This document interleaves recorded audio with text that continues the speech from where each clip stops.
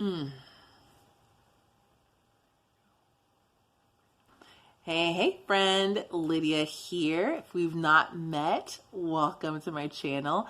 I help moms reconnect with their purpose and thrive in their identity without the mom guilt. And today we're going to be talking about how to be brave. This is something that we sometimes take for granted as we go into adulthood, but especially as we become moms. It's very easy for us to go, well, now my only purpose is to just help my children to be amazing and to be a good supporter, which is awesome. But then you are a child too. You have a purpose. So how is it that you get to show up and be brave? So there's a few different pieces. We're going to talk about 5 of them, 5 ways to be brave.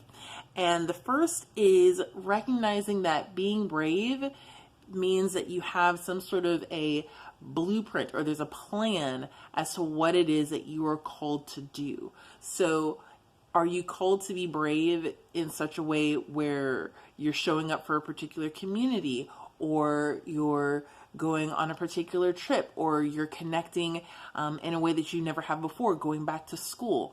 Whatever it is that you're doing, there's some sort of blueprint or plan that is probably in place. So getting a feel for what that blueprint is will then allow you to have an understanding of what the path is. Because if we understand what the path is, that actually takes off some of the fear that we may have and allows us to feel more confident in what it is that we're going to do. And if it's completely uncharted ground, we'll talk about that. Second is to have focus. Focus, when you are being brave, is going to allow the distractions and the things around you that would want to take you off your path, or to cause you to reconsider, or to think, maybe, you know what, maybe that was just a really crazy idea. What was I thinking?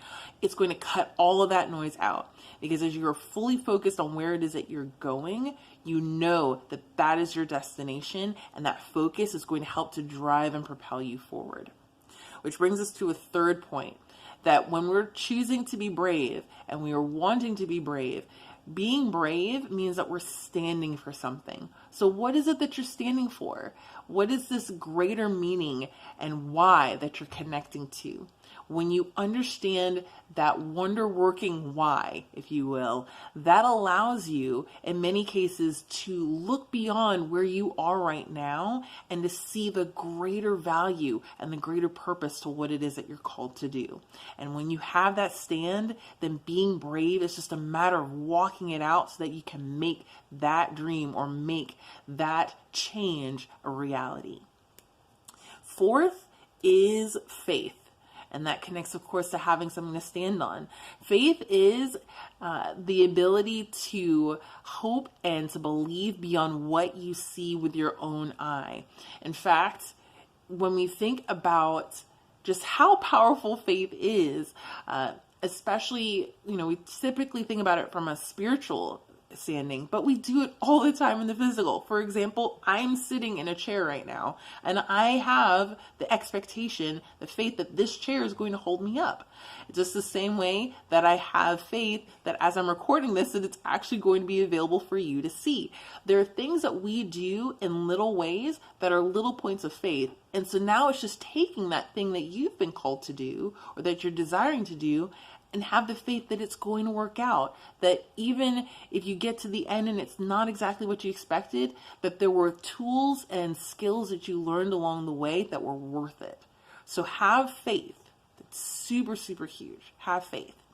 And then fifth is to meditate, meaning to take out the time to think deeply, to ponder, to reflect on what it is that you're doing and what it is that you are called to do. That can be easy, or as easy as, for example, journaling and just thinking about and writing out the process of what's going on, or just being still and listening to hear what it is that is being said for you to move forward in. All of those are different ways to meditate. And meditate, again, is another form of focus. It's the idea of allowing your gaze or allowing your attention to be completely fixed on one spot or completely fixed on one area.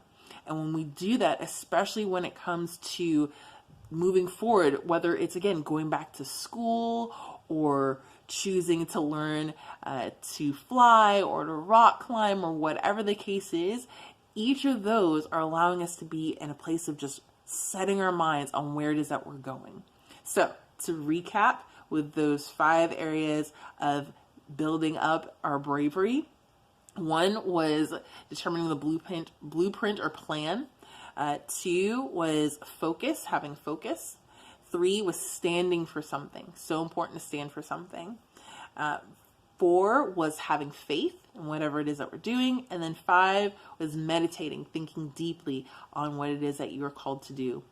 And if you were in that category where you're going, yeah, there really isn't a plan, I'm not sure how to do this, that's okay. In fact, it may be that there is a plan, but you just need to have a way to process it through to have at least even just the starting steps on how to get there. So if that's something that you're wanting to know more about or connect, to have tools to help you to determine what that path might be, what it might look like, I'd love to chat and to connect with you to see if there's some ways that we can just talk together, and as you're processing it out, that you can then begin to see what that path is and what that blueprint is. And then action, you move forward and you do incredible, amazing things. So thanks again for joining me on this video. If you enjoyed what I was sharing and you want to hear more, be sure to subscribe to this channel just by clicking the button and hitting that bell, so then you'll be notified when new videos come on. All right, have a great one, guys.